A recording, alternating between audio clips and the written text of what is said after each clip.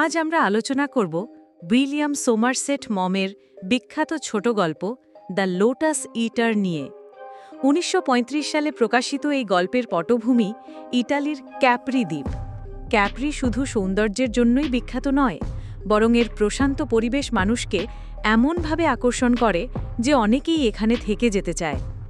Somerset মম নিজে Capri ভ্রমণ করেছিলেন এবং এই ভ্রমণের অভিজ্ঞতা থেকেই তিনি গল্পটির অনুপ্রেরণা পান।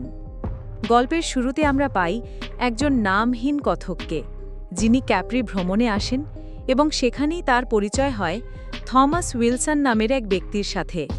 উইলসন আগে লন্ডনের একটি ব্যাংকে ম্যানেজার ছিলেন। তার স্ত্রী বা সন্তান কেউ ছিল না। একেবারে একাকী জীবন যাপন করছিলেন তিনি। জীবনের একঘেয়েমি, দায়িত্ব আর কঠিন পরিশ্রমে তিনি যেন ক্লান্ত হয়ে পড়েছিলেন। সেই কারণেই তিনি একদিন হঠাৎ সিদ্ধান্ত নেন ব্যাংকের চাকরি ছেড়ে দিয়ে ক্যাপ্রি দ্বীপে স্থায়ীভাবে বসবাস করবেন। এখন প্রশ্ন আসতে পারে, একজন মানুষ কেন এত বড় ঝুঁকি নেবে? উইলসনের উত্তর ছিল সহজ। সে আর সাধারণ রুটিনে বাঁধা জীবন চাইছিল না। সে চেয়েছিল একেবারে স্বাধীন, চাপমুক্ত, আনন্দময় জীবন।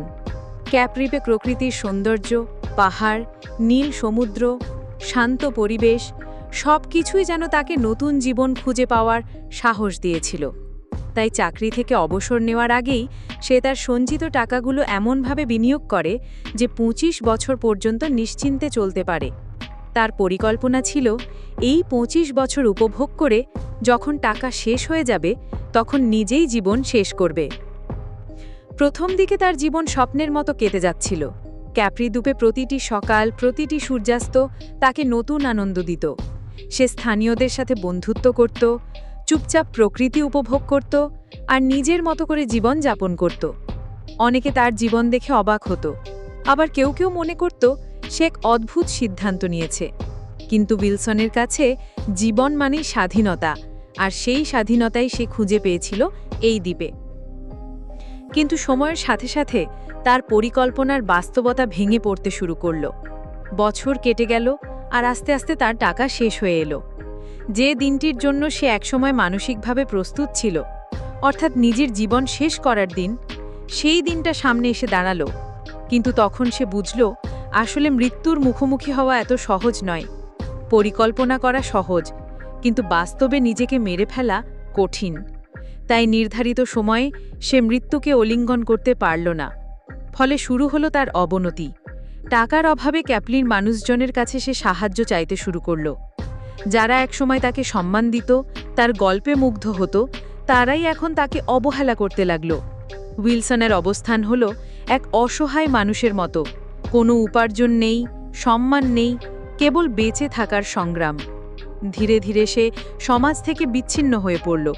তার জীবন, যে জীবনকে একসময় সে স্বাধীনতার প্রতীক ভেবেছিল, শেষমেশ হয়ে দাঁড়ালো এক করুণ পরিণতি।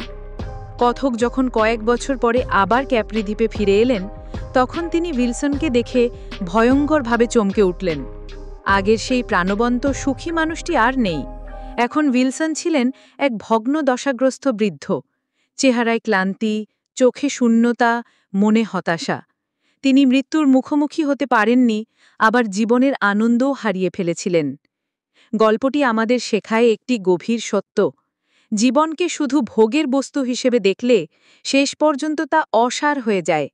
স্বাধীনতা প্রয়োজন, কিন্তু দায়িত্ব থেকে পালানো যায় না। সমারসেট মম এই গল্পে আমাদের সামনে এক দারুণ প্রশ্ন রাখেন: সত্যিকারের সুখ আসলে কোথায়?